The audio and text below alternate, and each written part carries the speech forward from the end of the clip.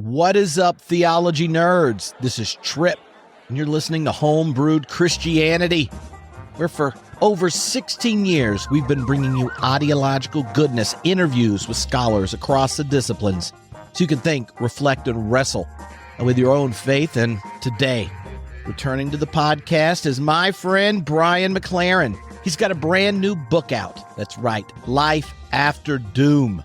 And well, despite the title, this conversation's packed full of hope, but a hope that comes right after clarity and honesty about all the crises and challenges we face. It's a fun one. It's a good one. And I know you're going to enjoy it. But before we jump in, I want to tell you something. Brian McLaren, he's coming to Theology Beer Camp. That's right, October 17th and 19th, Brian McLaren will be a part of our big event every year, Theology Beer Camp. And it's not just him. Diana Butler-Bass is going to be there. Ilya Dilio is going to be there. John Tatominal, Gary Dorian. Come on, Jorg Rieger's going to be in the house. Grace G. Sun Kim, Christy Whaley, Leah Robinson, Adam Clark. It's going to be fun. It's going to be fun. And that's not even all the excitement. There's going to be over 30 podcasters in the house, 500 plus people who all are ready to nerd out with their geeks out, enjoy some tasty craft beverages, and have themselves a good old time. So get pumped, get ready, go to theologybeer.camp, grab your ticket. The prices go up June 1st, so feel the lure, my friends. And last thing, before we jump in, we are about to launch our next upcoming online class here at Homebrewed. It is called Faith and Politics for the Rest of Us. That's right. Our contemporary public square is increasingly chaotic, toxic, repulsive, yet our challenge as a people, nation, and species are growing. The rise of Christian nationalism repulses a whole bunch of Christians, but an increasing number of people reach out and say, Trip, I know what I'm not. I know what grosses me out, but what else is there? And that's why Diana Butler-Bass and Tim from the New Evangelicals decided to hang out with me this June, and a whole bunch of you, for Faith and Politics for the Rest of Us. And we're not just going to be exploring it or complaining or critiquing. We're going to be introducing you to a host of different live options, expressions of theological depth, wrestling with our current political situation and what are the different visions and options on the table. We're going to be joined by Kevin Carnahan. That's right, a Christian realist in that Niebuhr tradition, to introduce that perspective. Jennifer Harvey, a powerful queer theologian, is going to be in the house reflecting and offering another perspective. And then our friend Reggie Williams is going to be here, who you've heard on the podcast before, talk about Bonhoeffer's encounter with the Black church in Harlem. He's going to be helping us think out of that theological tradition about politics in the present. Jonathan Wilson Hartgrove is going to be here. He's coming right from Yale University's Center for Public Theology and Public Policy, but he, like me, is a native of North Carolina, has been a part of the neo-monastic movement. And what is that movement form of political power? What happens when our assumptions about the church are not a community always already embedded and determined by the dominant expressions of culture? Well, you see, we're going to have a host of these different options, as well as two scholars, Julie Ingersoll, who is a professor at University of North Florida, where she spent a lot of time looking at Christian Reconstruction and Christian nationalism and how it's developed over time, as well as Robert P. Jones, who's in charge at the Public Religion Institute. He's going to be there helping us understand the history and legacy of Christian nationalism and the challenges that face us. But if you want to join this, it's going to be fun. It's going to be awesome. Just head over to faithandpolitics.net. And like all of our open classes, it's donation-based, including zero. So feel the lure, come on out, and have some fun. Now, here we go. Me, my friend Brian McLaren, talking about his brand new book, Life After Doom. Hello, Homebrewed Christianity listeners. This is Trip. Returning to the podcast is Brian McLaren, who's got a brand new book, Life After Doom. Wisdom and courage for a world falling apart. And it's not just the world falling apart. The internet did last time we tried to record this. So We are resisting the internet demons and going for it again. So thanks for being here, Brian. Hey, man, great to be with you again. Yes. So when first got this book, it was one of those where if you're a Brian McLaren fan, I hope you are, but as one without the name and also a fan, you kind of start reading it and then you want to go like, oh, well, which of Brian's superpowers are going to be on display during the book? And this one actually brings together three of them you've done well throughout your career. One is it articulates a vision of the faith positively while addressing realities that are often the reasons we mute or get hesitant with speaking about the presence of God, the invitation of hope and such. It also, much like the first time I read Everything Must Change, it doesn't flinch when talking about reality and describing it in a way where it's not just a potential death sentence, but it's the fruit of choices, conscious and unconscious, that we make, that the systems we're a part of are making, and that we're inheriting. And it's truth telling in a way that makes the third part, Brian being a bunch of people's favorite fake minister. Like that we don't get to have you in our congregation each week, but what happens when you're able to hold a confession of the faith and the brokenness of reality and proclaim the gospel. And I think it brings together so many of my favorite things. So this is Tripp's hearty endorsement. Oh, thanks, man. Thanks. Well, it means a lot, especially coming from you. So I appreciate that. The book I wrote right before this, Do I Stay Christian, in some ways was a warm-up for this, because in facing the failures of the Christian religion in many or most of its forms over the last couple thousand years, the one that I really understated in Do I Stay Christian, although I addressed it, was our role in setting us up for the exploitation of the earth, and to feel that we were actually serving God and obeying a verse in Genesis by dominating and subduing the earth to our own will. At any rate, that really takes center stage here.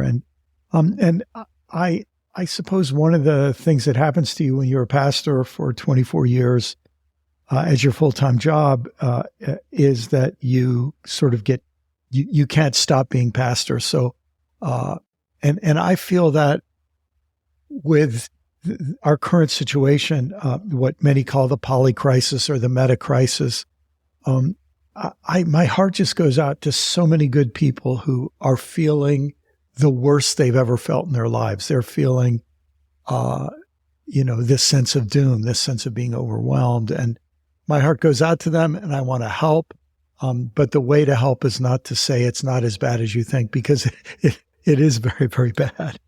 When you begin bringing all the different threads that lead to our current crises, like, is there a particular one that you found attending to it gives a narrative for understanding the big web of ugliness that often we want to deny, repress, excuse? Yes. Yeah.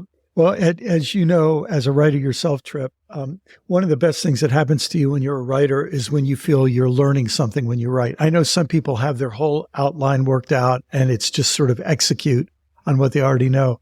I always feel that my books are going to work the best if I feel I'm learning a lot in the writing process. And that certainly happened in response to this question. Near the end of the book, I talk about this sort of epiphany I had that I call my energy epiphany, to realize that everything is energy in one sense, I mean, if we're talking E equals MC squared, that's one way of talking about it. But when I realized that we human beings we need to eat, we need to drink, we need to breathe.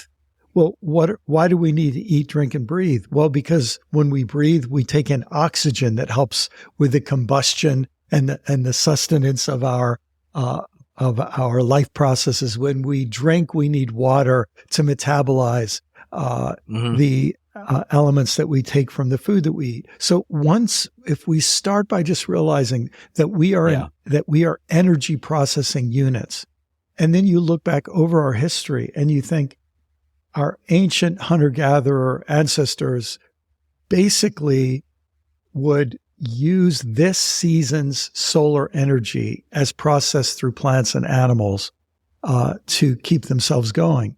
And over the years, we have we've kept upping the ante in how good we were at metabolizing energy. The more energy we metabolize, the more energy we control, the more energy that we learn how to manipulate, the bigger our population grows, the more what we experience as prosperity, comes our way.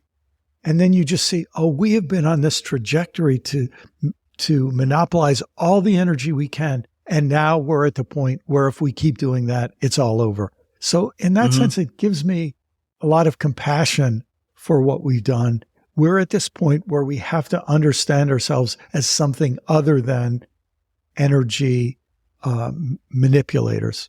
I mean, even in your answer there, right? Like that before we would utilize the energy from the last year. Yeah. Right? Like that was even a transformation at the agricultural age. Yes.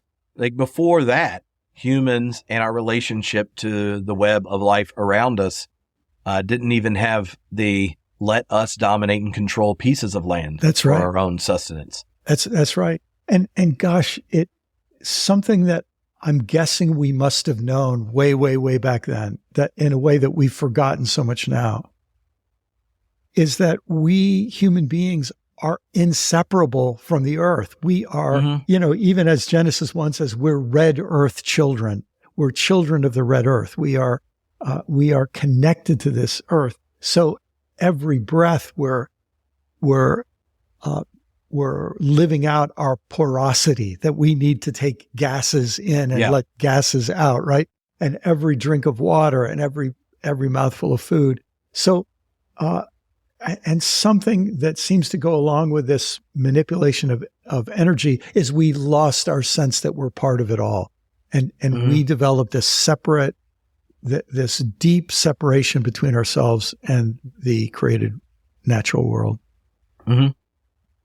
One of the ways I can imagine the energy epiphany playing out is as you start to kind of pull it, the way it's woven both in macro things, right? Yes. Like our economic system or the way we're connected to ecology and that kind of thing. But it's also so woven into our own lives. I think that's one of the reasons it generates this feeling of unease, this uncomfortability, because like modern life and our relationship to energy is one where it's really hard to imagine doing anything other than accelerating. Yes. And, I mean, our technology is always speeding up, and it's speeding up for goals that at least are required for the system to work, whether or not they're good. Yeah. Even if you think of just transportation changing over the human story, our social life is always accelerating at speed. And so it's easy for people in one generation to the next generation to feel like they don't even know how to speak in a way culture hears them, and then they feel alienated, and that creates unease. Yep. And then underneath it, even just to pass on our existence to the next generation, it's like you may find when you pull the energy thread uncomfortability with the outcome, but you also have to keep accelerating or you're getting left behind, and you have to then teach your kids to learn how to do it or they're going to be left behind. Yeah. And so that doom element of it, that deep unease, I think is because it's so hard to imagine a form of life where you get to opt out of something that you increasingly find problematic to something approaching the good life. Yes. I think like when you think of the craven activities of the fossil fuel industry, Exxon, for example, knew the trouble we were in, that their product was creating, 40 years ago, and they systematically covered it up and paid huge amounts of money to undermine that reality that they actually knew. But then you see that filtered out in, a major politician who we won't mention, who's running for president this year. His entire project is based on the denial of global warming. He has to call it a hoax because his entire project is fueled on fossil fuels. So, and that's another thing that hit me in writing of this book is the almost magical power of fossil fuels. I mean, they really are amazing. And in one sense, it's this almost like a novelist. What was it in Black Panther? Vibranium was that? Yeah. Well, in a way, fossil fuels are kind of like a real life vibranium. When you think that it took billions and billions of creatures over tens of millions and hundreds of millions of years to die and decompose and create these carbon layers of coal, oil, gas that now provide energy for us and have provided this huge opportunity for advancement. I mean, the fact that we're so dependent on it, we become so addicted to it, it is sad, tragic, not surprising. And now comes this massive moment in human history. Could we imagine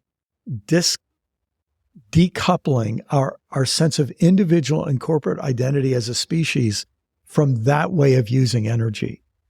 My gosh, that's a big deal. And I think we can. I mean, I think it's theoretically possible. Do I think it's easy or likely? That's another question. But that gives you a sense of the depth of the change. And for me as a Christian, suddenly all that talk about a new humanity, being born again, a conversion. I mean, we're dealing with a both literal and figurative energy conversion that has to go on. Oh my gosh, it's yeah. When you think of the potential of a new humanity, in many ways, that requires a different kind of civilization or a different. It will require reorganizing so many of the ways we mediate relations. Yes. One of the things you do in the book is even look at how civilizations and collapse is something that's not new for people of faith in the story we're inheriting. For those that might know the biblical stories, but never return to them for wisdom when their own moment is facing collapse. Like what happened for you returning to those texts? So, like so many of us over the last 20 years or so, maybe 25 years, I think I've become more deeply sensitized to the issue of empire, that empire is this backdrop for the whole biblical story. I mean, you have the rise of empires as early as Genesis with the Tower of Babel. And then you have the Egyptian empire as this sort of powerful and morally very ambivalent presence at the end of the book of Genesis. And then, Exodus that explodes. And then you go through the Exodus from empire is the attempt to create a sustainable way of life that doesn't require constantly expanding your boundaries and becoming an empire yourself. And then for the Jewish people to live surrounded by the Babylonian, Assyrian, later, Medo-Persian, Greek, and Roman empires. This empire thing was a big deal. But I think what happened to me in the writing of this book is I realized empire is the sort of crowning form of civilization. And what we call civilization, the way we understand civilization, is on the same trajectory as empire. And we are at this place where we have to imagine a way of life bounded by different sets of moral imperatives than we've had to imagine for a very, very long time. It's a new ballgame. And the coming and going of empires should be, we should all be comfortable with that as readers of the Bible, but as people who've been shaped by the current empire, first the European and then Euro-American, and then the global economic empire that we're part of now, we have to realize our survival now depends on disentangling our identities from the values and assumptions of this empire. Mm-hmm. Well, what are the difficulties for Christians in America or other Christians that are deeply entrenched, historically attached to our current domination system? Like, what has to happen for the question you recognize as needed to be taken seriously when that kind of civilization and Christendom enmeshment? Yes. Then you have a host of defense mechanisms before you take it seriously. Oh my. Be it, attack on Christianity. Attack on my freedom. Attack on our nation. It seems to me that part of what's required is a way of handing people both the history as a nation and as a faith that's a conscious decoupling. Yes, yes. Well, look, here's one problem. I have a chapter in the book called Don't Read the Bible. And the reason is because we have been taught to read the Bible through the lenses of Western civilization. And those lenses are not just philosophical. They're deeply economic and ecological and anthropocentric, meaning human beings. It's all about human beings. All of these assumptions have so affected the way that we have learned the Bible that when we refer to the Bible, we don't realize that we import a whole Trojan horse worth of civilized assumptions that are problematic going forward. And then we create this vicious cycle that when we want to be biblical, we are actually being biblical in the Western civilized dominating sense. And then it just reinforces itself, reifies itself. And that's why I think there is in recent years a sense that we have to return to indigenous sources. Now, I make a case in the book that the Bible is the literature of a group of indigenous people who are more and less successful in fighting off the encroachment of empire, civilization, and its values. But this need to say, when did we ever look at ourselves and the universe and the earth in a way other than through the lens of empire and civilization? I mean, we're desperate. It's a matter of survival now to find that other line of sight, that other vantage point. Mm-hmm. And how has kind of your engagement with indigenous scholars changed the kinds of questions or framing you bring to Scripture? Well, I mean, one thing is they help me notice stuff that was there in Scripture. I mean, we could do a whole course on just reading the first few chapters of the book of Genesis as indigenous critique of civilization. And the character named God in those early chapters, it seems to me, is in some ways an innocent being who doesn't understand how civilization works and just knows that we human beings better stay away from it. It'll kill us. It'll be deadly to us, And then as God seems to take shape in the book of Genesis, God starts by using the methods of civilization, which is, if you don't do what I tell you, I'll kill you. So the power of violence seems to be the first tool that God reaches for. But by the time you get to the end of the book of Genesis, God sort of realizes, killing everybody doesn't really solve our problem. God has shifted God's strategy to work with Abram to bring blessing to all people, a better way of life, a better vision for life to all people. And that includes forgiving those who've wronged you as Joseph forgives his brothers. I mean, just the book of Genesis shows this trajectory. It repeats again and again and again. For example, in the book of Leviticus, all of those passages of scripture about letting land go fallow and all the rest, you say, that's not just throwaway stuff. This is reminding us that we live absolutely interdependently with the earth. Mm-hmm. Yeah, it is. I mean, if you remember some of the earlier culture wars around Sabbath, yes, and blue laws and such, yes, I can imagine there's a whole nother reason to have them again, to take the battle up, right? Because if it's just a cultural marker for the superiority of one particular religious expression as the true heirs and stewards of a domination system, that's one thing.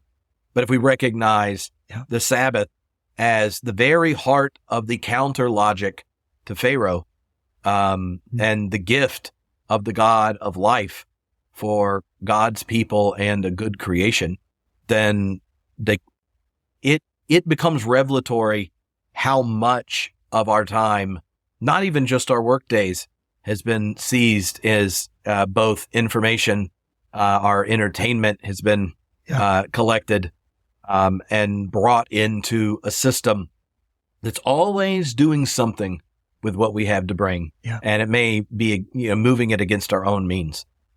My gosh, you take the beginning of the Bible and you see that the people who are presented as the image bearers of God are not civilized people. They're naked hunter-gatherers living in a garden. And so right away you have a critique of civilization. Dignity begins with the indigenous people, right? It's not the civilized.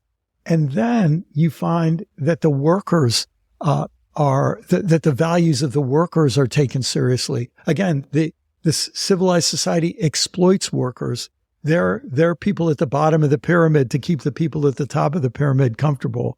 And then you find out in the book of Exodus, God is willing to turn upside down the pyramid because the cries and groans of the people at the bottom of the pyramid are the workers are heard by God.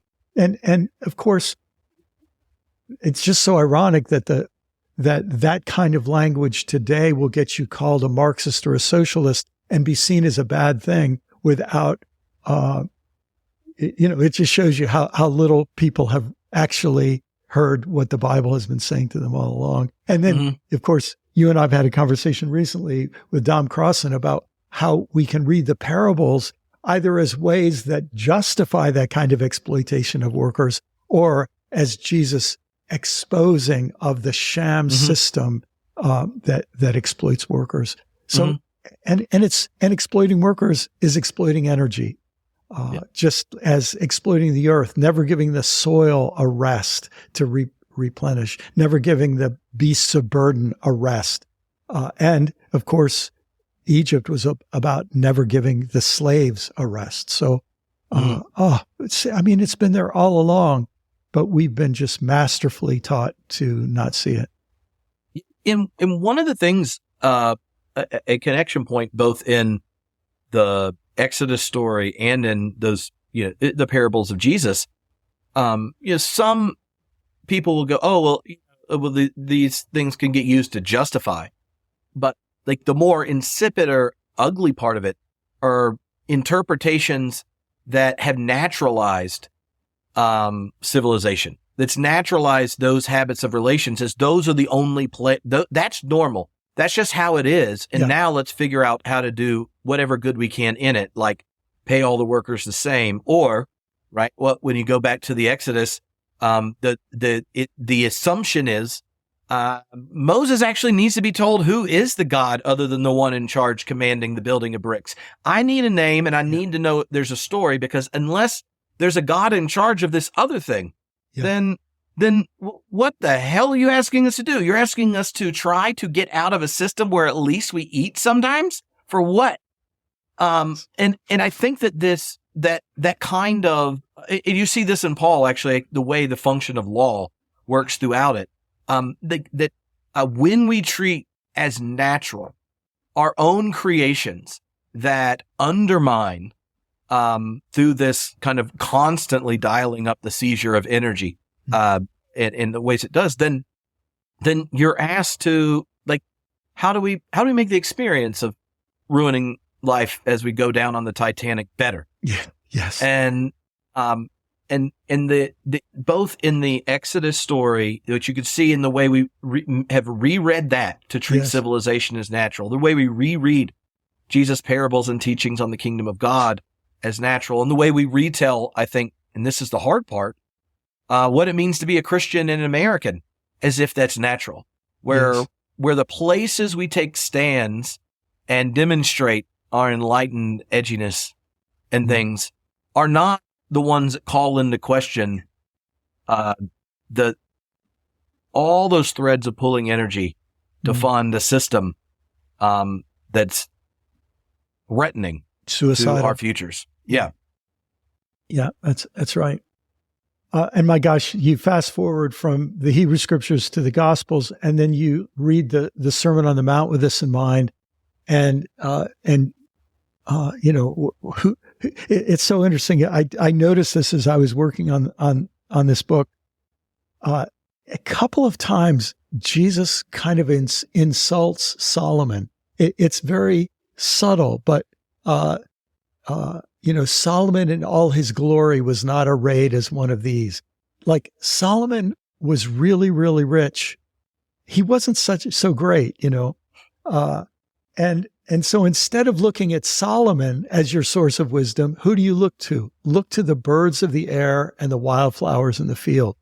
Go back, learn from nature again, figure out your place in the, and isn't it interesting? Jesus uses the term kingdom of God, empire of God, civilization of God. The civilization of God begins with the sparrows and the wildflowers. They're part of this, and so are we. It's just, it's just what we need in the deep sense of resituating ourselves in the bigger, the ecological system, of which the economic system of humans is just a dirty, shabby, troublemaking neighborhood. Mm-hmm. Yeah. Like, Solomon's actually, I think, helpful when I think of what is necessary for Christians that are citizens of our current domination system. Because when you go back and read Kings, his PR was very effective, because what he was up to seems quite problematic. Yeah. Right. Like, finding new prophets when his deal making with different military powers was condemned. Coming up with a way to monetize war and the selling of he develops a military industrial complex and plays both sides and sells them weapons. Yes. He wants to impress everyone. So he comes up with ways of having indentured servitudes for Jewish people and slaves who aren't. He comes up with new tax ways, right, to build. When you look at what the prophets end up condemning in him, yes, and then the way what would you say, the voice of the privileged in Hebrew scriptures, what does it focus on? Oh, how he handled a particular problem between people, or how wise he was, and all this kinds of things. So you tell those stories, and you go, oh, look, I mean, he basically has a golden escalator and a toilet, and he's awesome.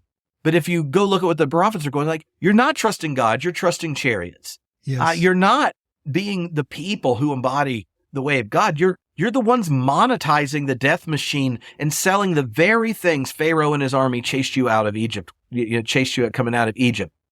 You have invented ways around the law to then reinstitute slavery under another name and avoid the responsibility of giving freedom and then redistributing land. You do it by calling it religious exemptions to so to me, showing up in Solomon's court and telling the truth is like showing up in a lot of our mainline Protestant churches and telling them, congrats on getting a rainbow banner. But in the meantime, have you considered your deep commitment to the military industrial complex and the way it supports and extorts other countries, forcing them into a system where the only way to survive and to thrive is to accelerate your economic consumption, cultivate and insert your desires into a machine that we manage algorithmically? And to me, that is the thing I see and resaw reading your book, and I don't have any clue what to do with it.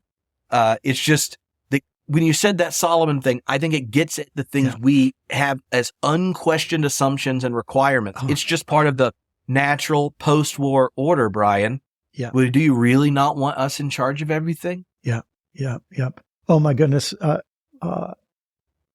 Let's come to what we do with it in a minute, but just to pause with Solomon for one more minute. And he's the guy who builds the temple. And as soon as you see that, you think, this is what empires do.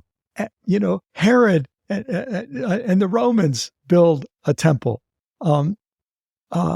It's what empires do. They love temples.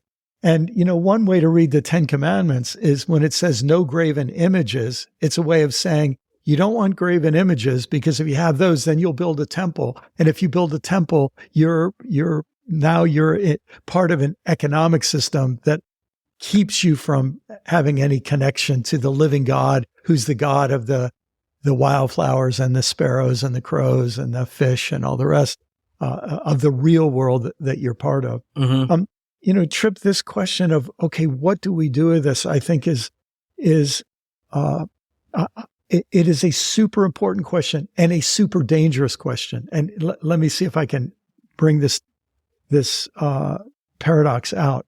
The dangerous dimension of it is that people like us, whose minds have been shaped by civilization, see a solution to every problem.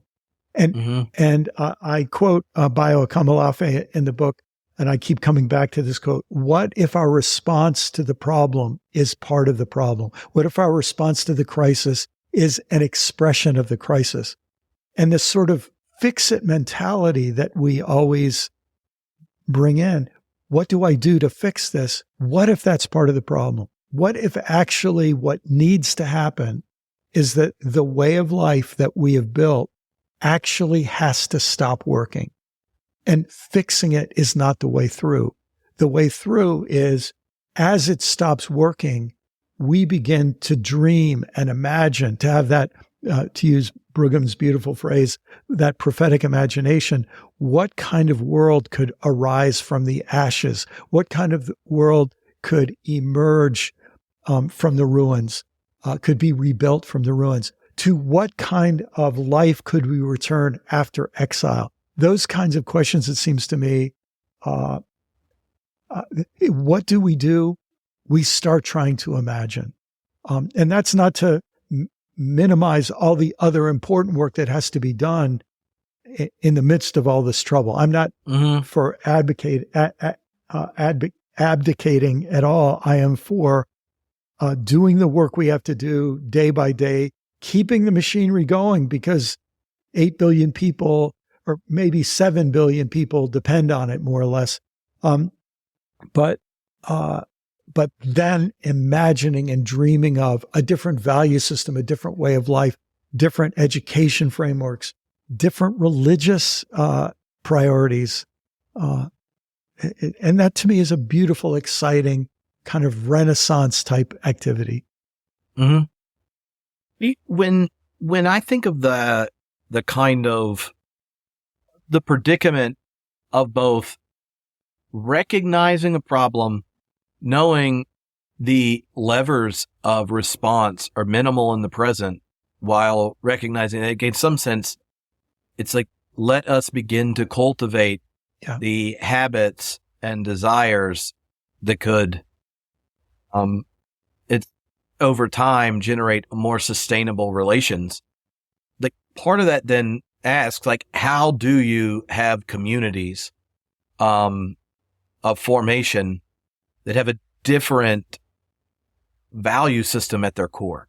And those seem to be increasingly hard to form. Part of it, I think, is right, like that the drive of acceleration. Like we have, I don't remember what phrase you used, but like that need for more is required for stability. Yeah. Right. So there's like a dynamic stabilization when it goes to one's life, one's own life, but also the systems and cultures we're in, the institutions we're in. That stabilization is already included growth. And that you can see that from our base economic model to even whether you feel secure as an individual. And that, like that vision of scope that's added, where the increased scope of sorts ends up defeating the possibility of thinking about the good life in the present. Yeah. And so like, I need the growth of wealth. What's accessible to you? What are you trying to attain? Like the demands on the horizons of the future. All that's being there at the time we're getting more and more isolated for the very places you could cultivate conversations around the good or the beautiful or the true. And in one sense, there's a positive side to that in that it's a recognition of pluralism, like the multiplicity of traditions and wisdom traditions that you're in. And let's not just enforce one of them in some culture way. But on the other side, it seems like the modern subject who's always having to gain more to avoid loss is also never getting to the point that you start to take your own relations seriously enough to engage the good life. And you're not embedded in communities in places where that's what's being called forth, spoke into, that is a very different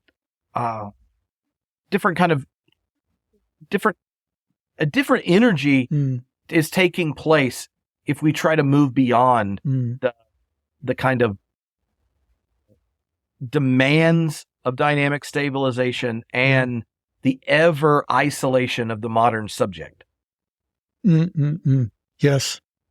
And you bring up the challenge of this in being part of communities where we could imagine this and embody this together. And one of our huge struggles in this is that the money to keep our religious institutions going tends to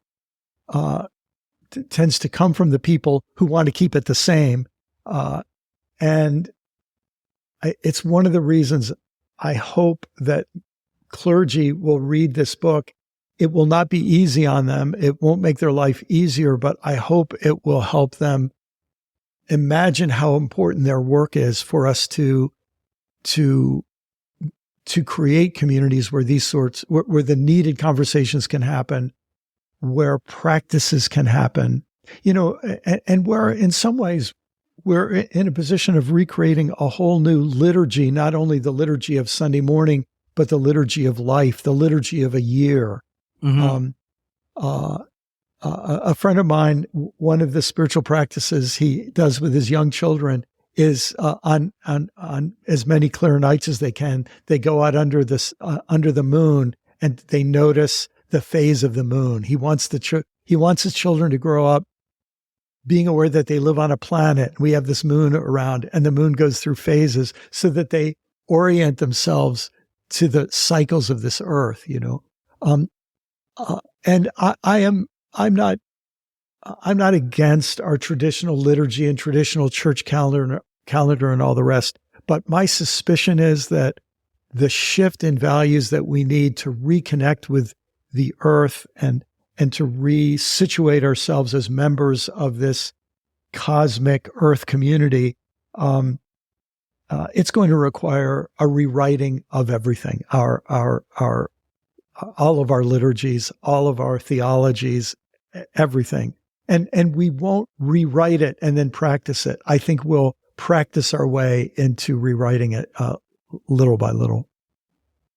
One of the things about that, I think, is how civilizational stewards of the divine have constantly found a way to read the second person of the Trinity in light of the first. And the first is so often instantiated in their authority figure, be it a king, yes, or the Christian nation, yes, or the empire. Yeah. Right. And in one of the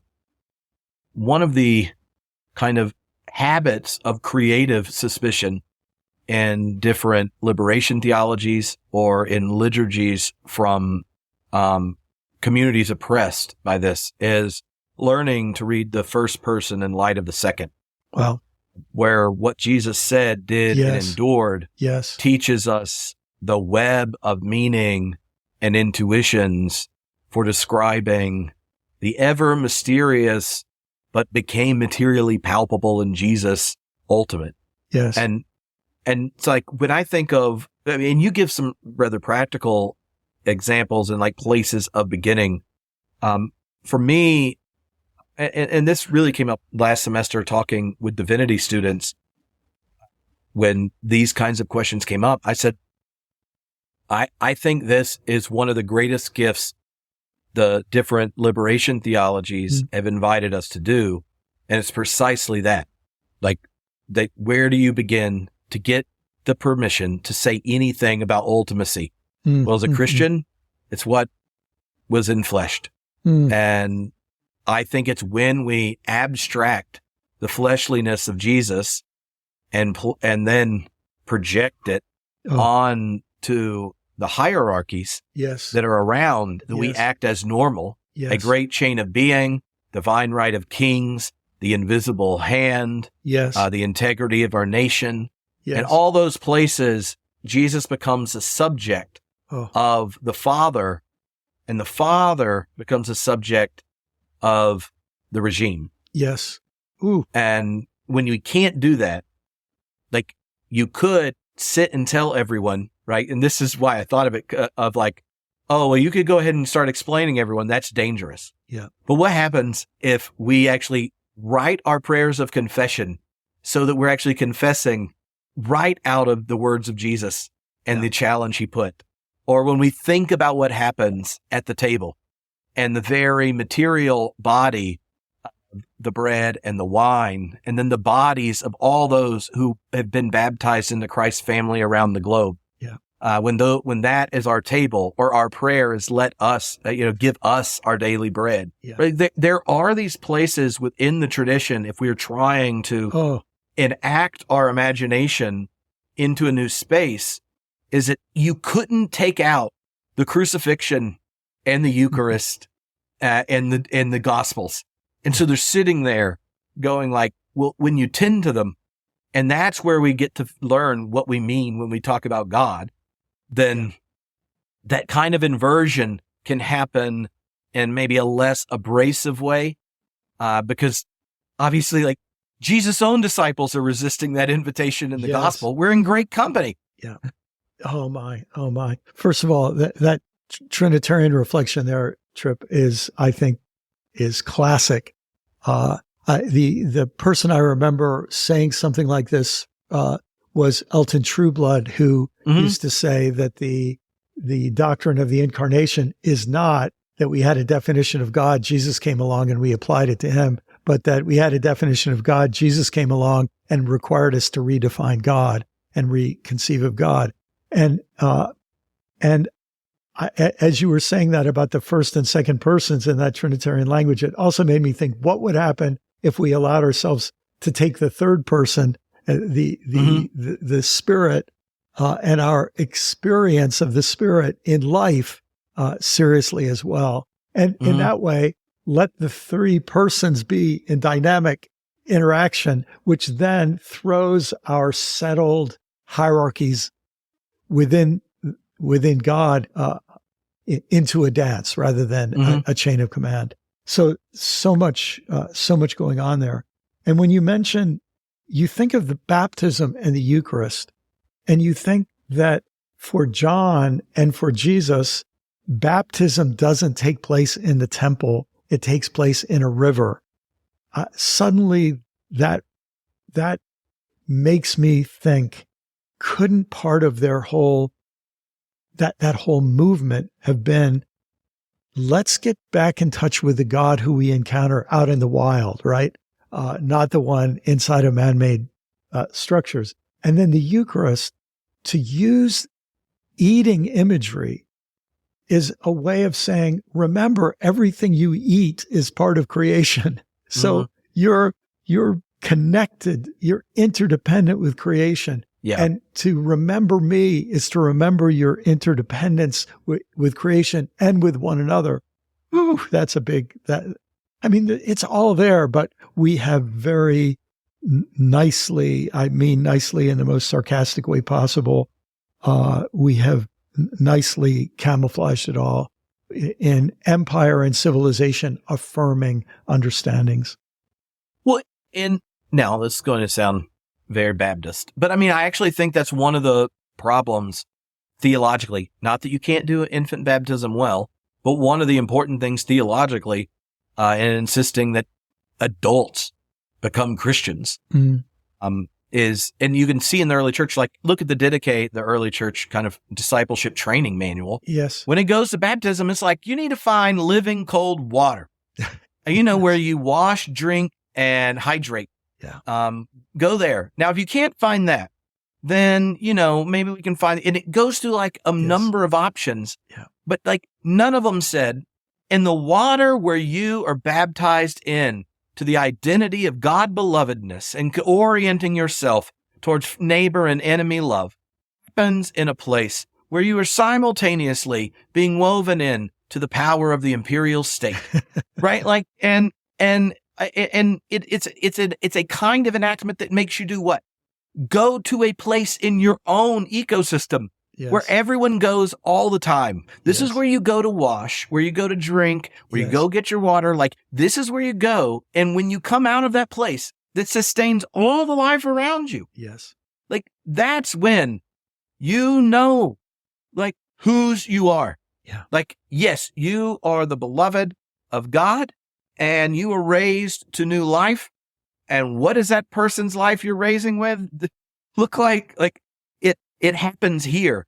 And they can, and I think the kind of theological shift of taking the entrance into the body of Christ, the disciples' response to the call from the place that's at the heart of a community before sanitation and running water, and then putting it inside the cathedral. It's at the center of your city or town that is the story that weaves together that empire, state, and nation's sacralization of their deepest interest. Yes. Like, that shift in and of itself is uncomfortable. Yeah. And some of the ministers listening get in trouble just by not having an American flag in their sanctuary.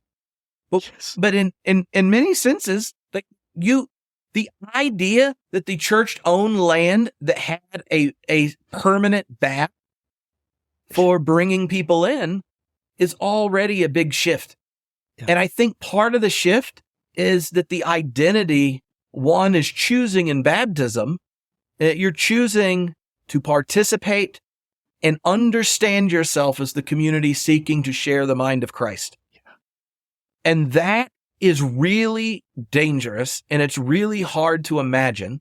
I think it requires a community, but it's hard for the community to do that if the entrance space is one that's also where they're getting citizenship for most of Christendom. Yes. Or where it is connected to the cherished identity and projections your parents have on you. Yes. So that you go get your baptism at 2 months or 7 years, and or you get confirmed at 12 and now you're glorious. Like, I do think that notion of religious identity, as we've so woven fidelity as a Christian to becoming a good citizen and a good capitalist, or a good worker, or whatever way we want to do it, then the requirement that you go to the source of life that will be there for the next civilization to find your identity with the coming of a new creation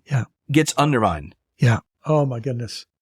Powerful stuff. And of course, when you say that, and then you think, okay, if I'm a church member or a pastor or a denominational official of some sort, you know, I don't think we can expect that this is going to get fixed from the top down. I don't think any Martin Luther is going to come along and create a new order that makes all of this work. I think this is going to require all of us looking for ways and sharing ways and experimenting with ways and finding language to help us reclaim those deeper understandings. And there might be new ways entirely, you know. I've only experienced this probably less than 10 times, but I've been with a group of people where we're going to take a hike. Let's say we're going to have a 5-mile hike up a mountain or out and back along a trail. And we maybe started by reading a passage of scripture or reading a poem. And then we said, okay, for the first mile, we're just going to walk 2 by 2 and talk about it, and then we'd huddle up along the trail and share what we were talking about with one another. And then we might say, okay, for the next mile, we're just going to be quiet. We're going to walk 1 by 1 and just have a chance for us each to reflect. And then we'd get to the 2.5 miles out, and maybe we'd celebrate the Eucharist and share that together under the trees or on the mountainside. And then we would, we would just arrange the hike as a series of, maybe we'd walk three people together for a period of time and talk together. Oh my goodness, those experiences I will always remember. This feeling that we are creating a liturgy with our feet and in the outdoors that is that's shaping us in some of those non-imperial ways. Mm-hmm. Yeah. The one thing I thought of places, even in the tradition, right? Part of it is, the Protestantism increasingly cut itself off from wisdom that happened earlier in the same way, right? That if you even read the New Testament without the Hebrew scriptures, you end up becoming a Gnostic, a good old Marcionite and all sorts of things. So the Epiphany celebration for the Orthodox Church is one of my favorites. When I was in Los Angeles by the beach, we did it where you go down to the water, which is very easy to do if you're by the beach, and you throw a cross out into the water. And then you do this a prayer for Epiphany. But the historic prayer has to do with the recognition of Jesus as the beloved of God, and the waters of baptism. And then once the prayer's over, all the kids break into a sprint into the water to go find the cross. And it was there. Obviously, I didn't keep all of it, in the prayer was there, but like that, this is something the church has done. And like where does the Epiphany take place? Or like part of the Epiphany, right, is the wise man recognizing Jesus as Lord and Herod, right? Not, but also like connecting with baptism. Like, where's the cross found?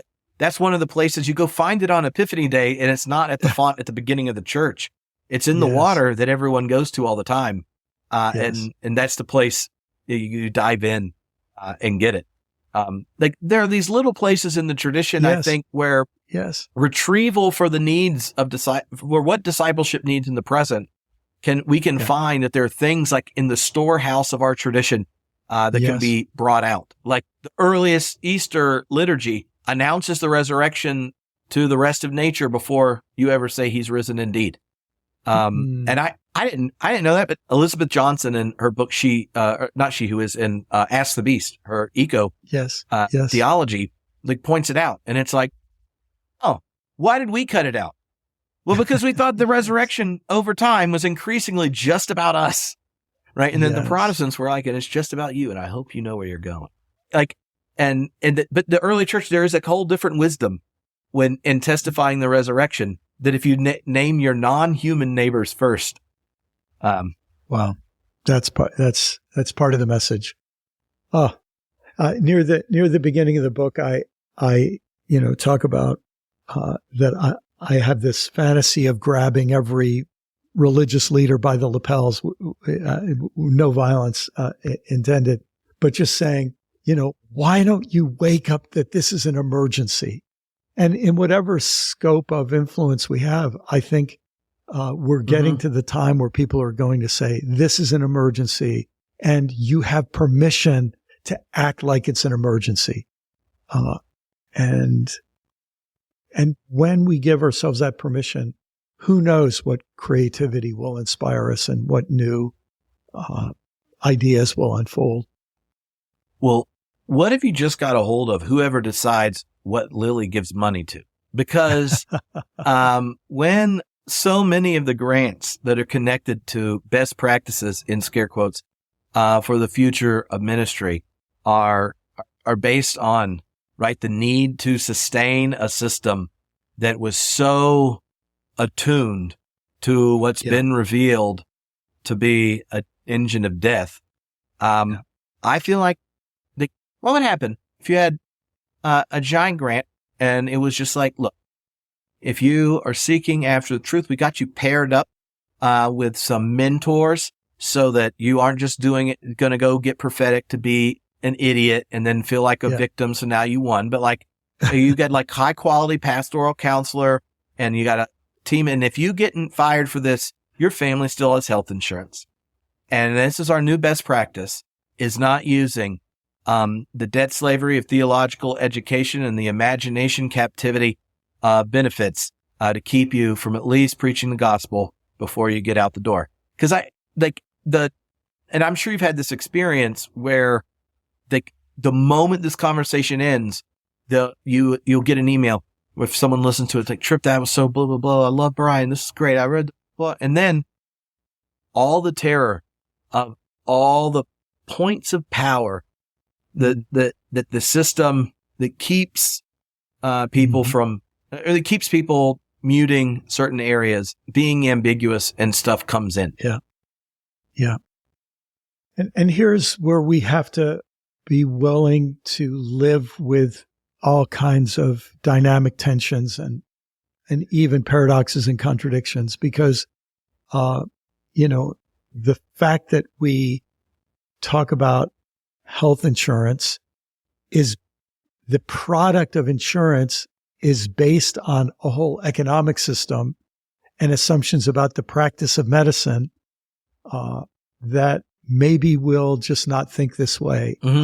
Our descendants, several generations ahead of us, will just not think this way. This, to me, is one of our huge challenges. As I was writing this book, I've really, since 2016, almost 10 years now, I have been working on a science fiction book.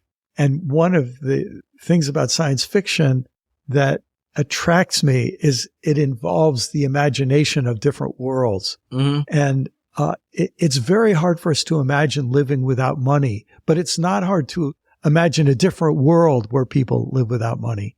And that's the kind of imagination I think we're going to need going forward.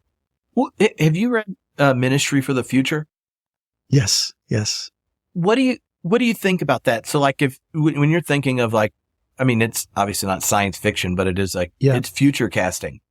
I guess say a bit about that book in of itself, because I think one of the things this book's inviting, especially faith leaders, to think about is, what does it mean to prepare a church and communities for situations that are on the potential horizon that we may not want to acknowledge yet? Yeah. Well, for those who are familiar with it, Kim Stanley Robinson's book, Ministry for the Future, puts us forward, I forget, 30, 40, 50 years. The climate crisis has continued about on the current pace of inaction or ineffective action. And things are now at a desperate point where the United Nations realizes that all of our current structures exist to help currently living people. And currently living people voting for their own self-interest will systematically disenfranchise and impoverish the earth for not only, for all future generations. So they're trying to find a way to let the voices of future generations get a say in our debates of the present. I mean, that alone is worth the price of the book to let that sink in. And then what happens is as you go through the book, you start imagining what would it look like if we got desperate enough that we got serious to try to address these issues. And you have eco-terrorism, and you have banking innovations, and you have all kinds of attempts to try to make things better. In Life After Doom, I present I tried to digest all of the information I could out there and simplify it into 4 possible scenarios for our future. They're very, very broad. But Kim Stanley Robinson's book really exemplifies the first scenario that I call collapse avoidance. We don't know if they're going to succeed, but we know that they're working to try to avoid civilizational collapse.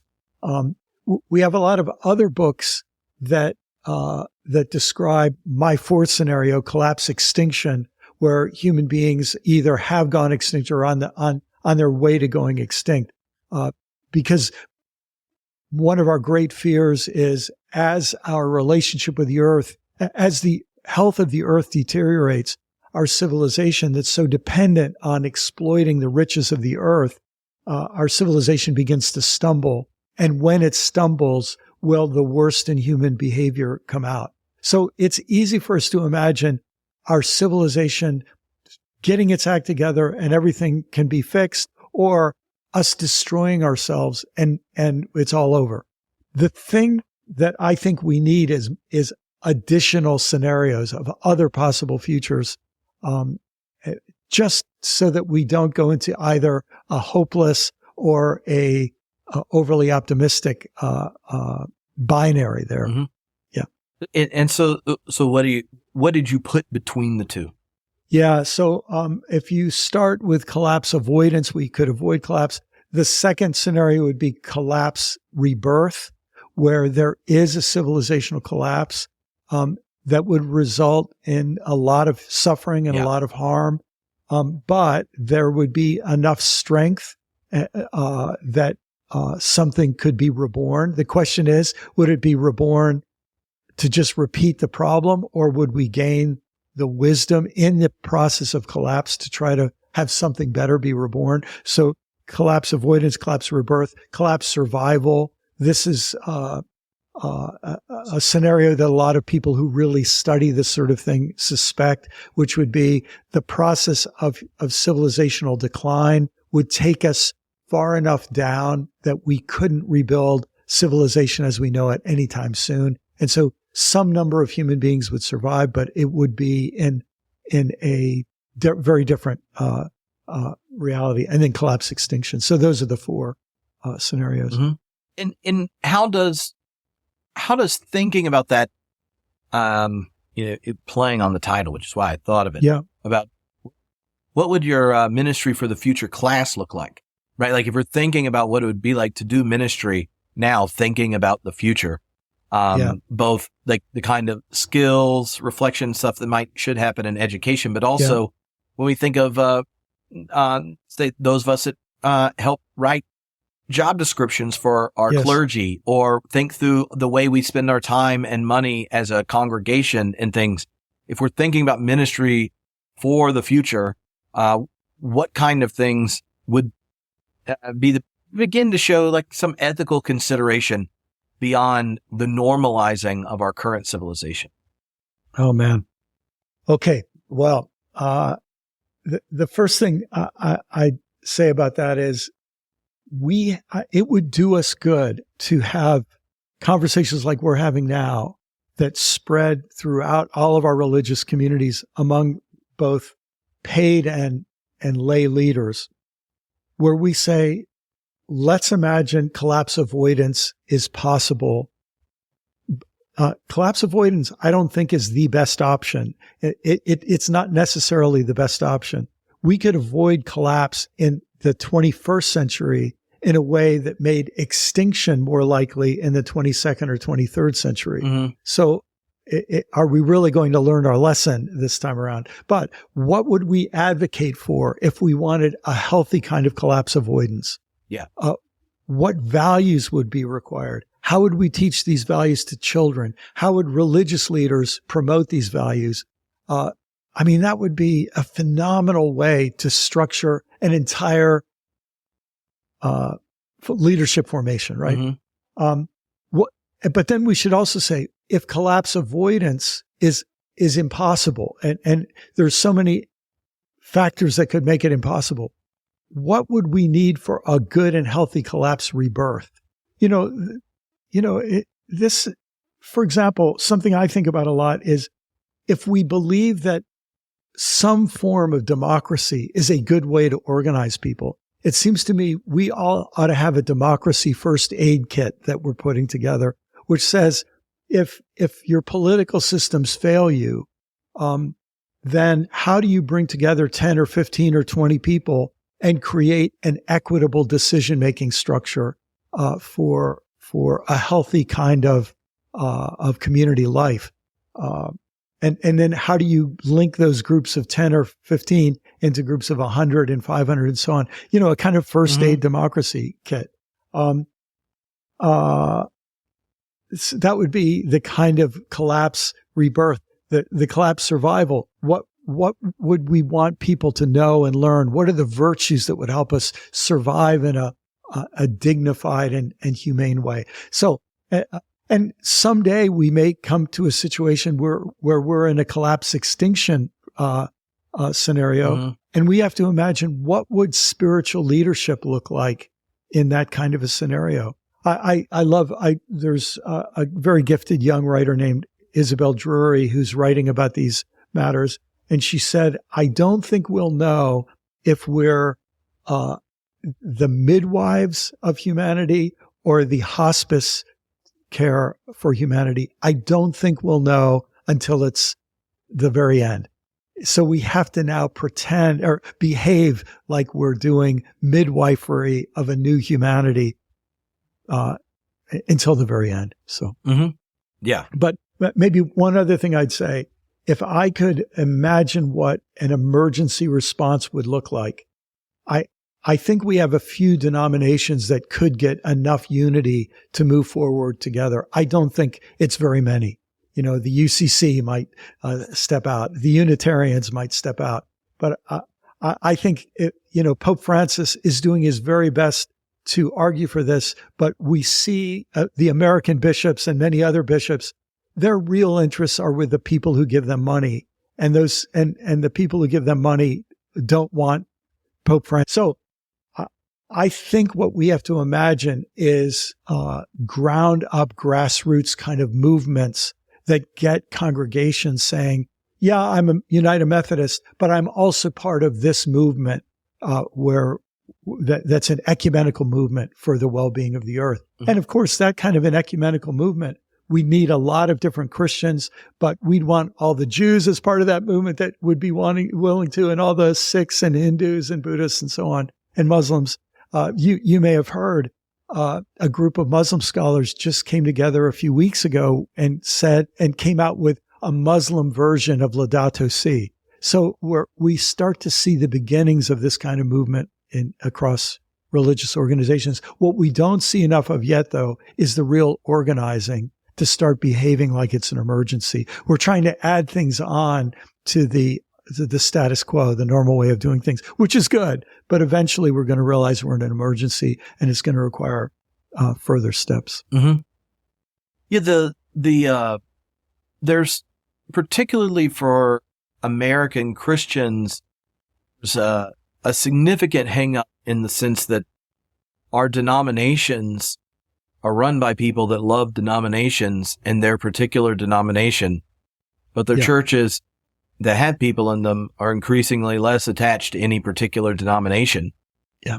And so, part of getting kind of an ecumenical energy of sorts, is figuring out what is the shape of cooperation and cooperative action when institutions that are just trying to survive off the legacy, peak American Christendom, as it's ending, like each seminary and div school is trying to figure out how to be part of the ones that survive. Yes. Each congregation in their area, I want to be the one that makes it through. Each denomination is trying to figure out how to do that while they split about sexuality issues, right? You can imagine as a leader in those spaces, not knowing when you have the margin to think bigger and going like, what are we pouring ourselves into? Yeah. Well, let me say one thing about it, Tripp. First, I think one thing you're doing is you're bringing it up because we have to bring the question up.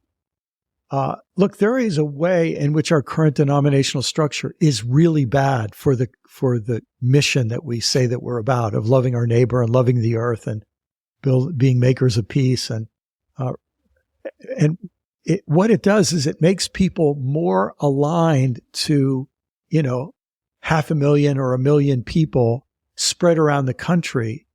And so much so that they have almost no connection with their own city or region or watershed. Mm-hmm. And one of the things that I think we're going to need going forward is the people in a town or city or maybe a small state or a region of a state. We're going to have to say, look, right now, it's nobody's job to care about the well-being of this community. The politicians are only worried about the well-being of their party. The politicians are only worried about the well-being of their financial donors. In so many places, we've lost any sense that politicians are worried about the common good. And very often the clergy are not worried about the common good of all the people in their community. They're worried about the people just in their common congregation or just their denomination. What would happen in a town if all of the not all of them wouldn't do it, but some of the spiritual leaders were to get together and say, well, nobody's showing up for this job. We're going to have to start acting like we are the kind of elders of this community. And we're going to have to step up and start caring. Well, what that's going to mean is there's going to be, 12 Methodists and 6 Presbyterian and 7 Episcopalian and 6 American Baptists and whatever it is. And these and the 3 rabbis and 2 imams and so on. And they're going to have to get together and say, how can we work for the common good in this region?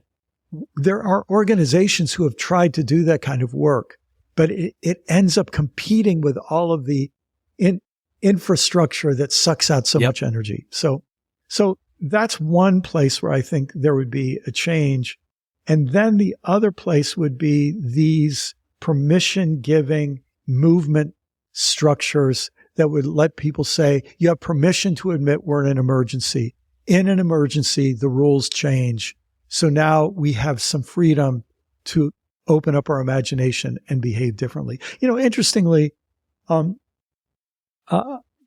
people might be surprised for me to say this, but when you think of something like the Willow Creek Association that Bill Hybels started, or the Purpose-Driven Association that Rick Warren started, they're interesting examples of this because they worked across denominations, but they gave people permission to innovate in other ways. And I think that's what we need, but on a much bigger framework. Yeah. Well, I mean, even that language, the episode of Emerge that came out this morning, Tim Keel says the same thing about what it was like when he met Chris C. And then is that first time he got together and they told him what a postmodern was and all. And he was like, and it was this, he says for a long time, American religion, denominations was the answer for how you educated, created curriculum, accountability structures and organized and all these kinds of things. And, there was a whole group of people where preserving what you're inheriting didn't work. Yes. And this group of friendships became a place, and, much like what happened in the Willow Creek Association, he says, but one where it wasn't like here's our best practices and how we succeed at X, kind of, it had a different ethos. Yes. in listening to that back through, if you're editing this thing, you listen a bunch of times. And Yes. Tony had talked to Daniel Schroyer about Journey. And one of the things that they both discussed that is why, I mean, it was, if you ask me, my favorite thing about the emerging church movement is that the locus of spiritual formation is in community. It's not the individual.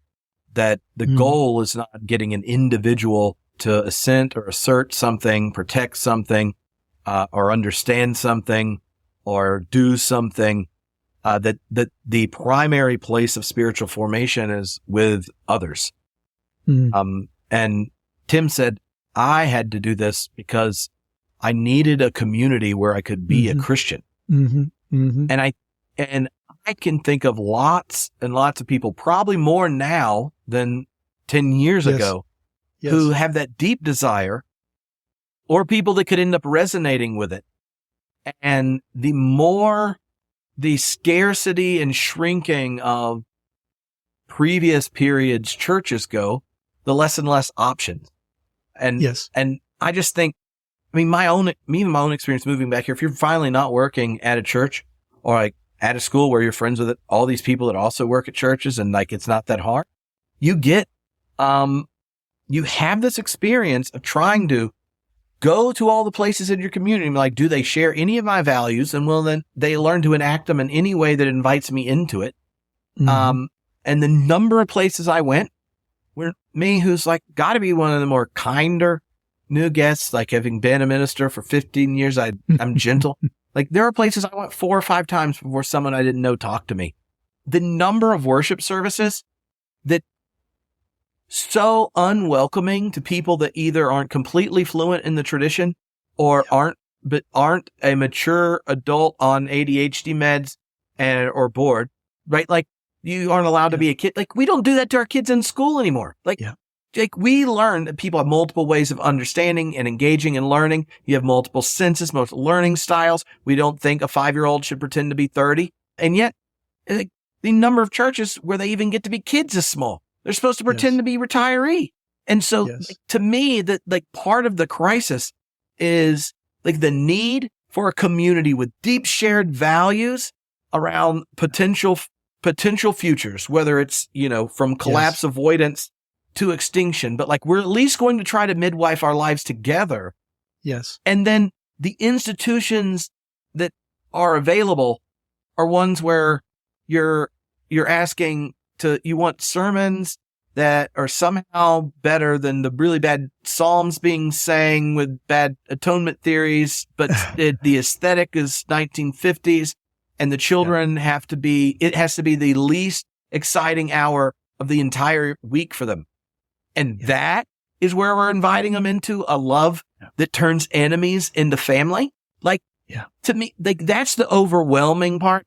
I told Tim, I was like, this just makes me want to go plant a church. This is what Tripp gets pissed. Because he even says, like, I don't think the problem is that the gospel of a people shaped by Christ isn't compelling and life-giving. It's that there aren't too many communities that would like to be disturbed by it. And it's interesting how more theoretically progressive communities invent just so stories for continuing to normalize patterns and aesthetics and such that sabotage it. Yeah. Sorry, that was my venting that probably should have gone to my therapist, Brian, but Well, I'm glad to be of service. Glad to be of service. But as you were venting, so many people I know were shaking their hands or groaning or face palming or something because they're experiencing something very similar. And this, to me, is one of the it gives us permission. It's a permission giving moment. If we're in an emergency, the rules change, and we have permission to experiment. And we don't have an excuse that we can just complain that other people haven't fixed it. In an emergency, that other people aren't going to fix it. Each of us can step up in the ways that we feel gifted and empowered to do so. And that to me is it's what I experienced as well in the emerging church experience. It was this sense, oh, good, there are other people who know this isn't working, and they're experimenting in some creative ways. And by the way, this also helps us to go back and see our own tradition in a new light that's very permission-giving too. So, for example, we could say the movement of Jesus starts as the Roman Empire has reached its peak power, is reaching its peak power, and will soon begin on a long period of a slide downward. Mm-hmm. And right when the church makes its deal, when the bishops of the church make their deal with Emperor Constantine to become a part of the empire with its protection and so on, that's when a whole group of insightful spiritual people say, we don't really want to be part of this. We're going to form new communities out in the wilderness, which we say the desert or wilderness, but they went out into nature. We're going to go out into nature and create communities where we try to figure out how we're going to live. Or over on the other side of the Roman Empire, the Celts are having their own experiments in trying to not be Romanized and maintain a way of life that's not part of that destructive civilization. So we've got this in our DNA, and it's not just true for Christians. There are Hindu versions of this, and Muslim versions of this, and Jewish and Buddhist versions as well. Yeah. The book's coming out in May. I think this will get released around release date. By then, everyone will know that you're coming to Beer Camp this year. But one of the things I would say for those thinking about coming to Theology Beer Camp that are in leadership at their communities is that Brian and a number of there's like a network of progressive churches that have started and are kind of like, encouraging each other, getting together and such. They're helping to facilitate a pre-event with intentionally for people trying to lead faith communities. So, it'll basically be during the day before it starts, like that night, like after dinner. And then there'll be other things throughout, Beer Camp this year that are different than others, like liturgy sessions for working on like how you write liturgy and stuff and thinking about prayer and formation. Like it's a lot more holistic. But specifically just for those of you that are in a community thinking about this, if you're coming, you should check out the pre-event because like enough ministers were there last year asking these questions and said, can we please have a time to get together, not to like derail the event, but just because all these people that showed up that don't have a faith community, we want to be the community if they're our neighbors that they come and join us. Because we're losing people if we get clear on this. And we're trying to negotiate and like, how do we pray into this space? How do we enact in here? If that conversation's exciting to you, there'll be people from all over the country having it together. And, if you're thinking about it and just need to go so that the Holy Ghost can call you to plant one, then you can always do that too. So there you go.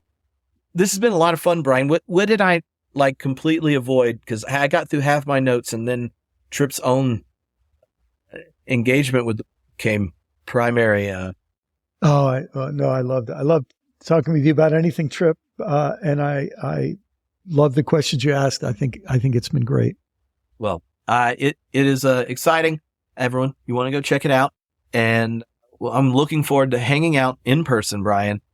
It is always exciting to get to do so. That'll be good. That'll be good, my friend. Thank you. Always a pleasure to be with you.